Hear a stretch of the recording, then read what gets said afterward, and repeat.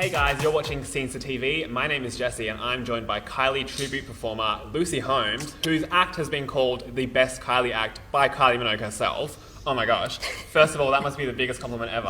How did it feel hearing that from Kylie? We've done the show's called 100% Kylie. We've done it for 17 years, but I think it was about 7 years into it, and she gave us the quote saying it was the best in the world, and ever since then she started following us on Twitter, and then when we were on tour she would send us messages and tweets going, have a great tour, or if we do a new number or a costume she'd tweet it out and going, you guys are great, and we were always like, this is so surreal, but she's been so kind and so generous. I turned 16 and I used to get it all the time. People would be like, gee, you look like Kylie, and I used to think, does that mean I look like Charlene? Do I look like I've got the big perm? And but I actually studied music theatre when I left high school. I went to uni, did singing, dancing and acting at the Conservatorium of Music in Queensland, and an agent who looks after a lot of the big tribute shows around the world at the time saw a photo of me, and he said, you should do a Kylie show. And I could mimic her voice as a joke because it got a lot of laughs at different gigs. And so we started the show 17 years ago, and we thought, we'll give it a shot. We'd never worked in the tribute industry. We thought it was a little bit wanky, but we wanted to do a good show, and we started it 17 years ago, and then here we are, and we've got to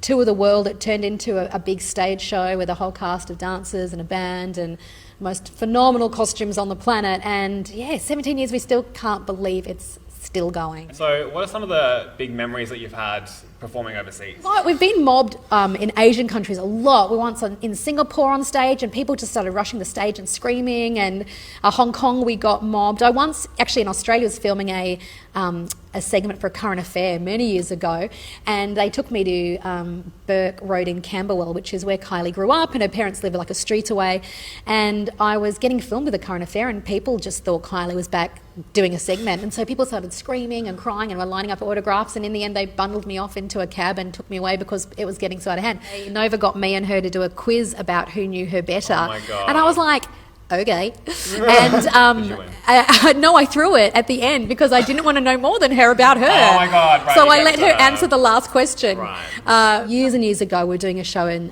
Melbourne, and Kylie's parents were in the audience. No pressure there to perform like For Your Life. We were backstage after the show, and they stopped a waiter who didn't know who they were and just said, oh, we'd love to go backstage and meet Kylie. And the waiter said, oh, it's not the real Kylie. Yeah, we know. And then the waiter said, so who should I tell her wants to meet her? And they were like, Ron and Carol Minogue. And the waiter was like, oh. And so then Kylie's parents came out the back and they gave me a big hug and a kiss, and they were like, that was brilliant. And her mum, who is her dresser on tour, was like, do you need me to dress you? And You haven't met Kylie like that? no, not in the flesh, no. Right. And so if you did, I'm sure you will one day, it has to happen.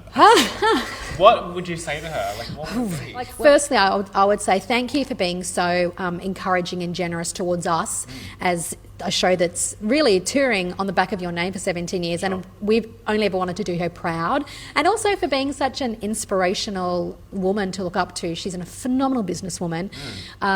No one on the planet has a bad word to say about Kylie. What can fans, I mean, you're going to Wollongong for the show, so what can fans there expect from the show itself? I love Better the Devil You Know, and we do the version that she did on her Aphrodite tour, which is the big Brazilian samba version. We have all those costumes. Because 17 years of doing locomotion is a long time. I think even Kylie's probably like, she's under 30, so she's probably like, I'm done.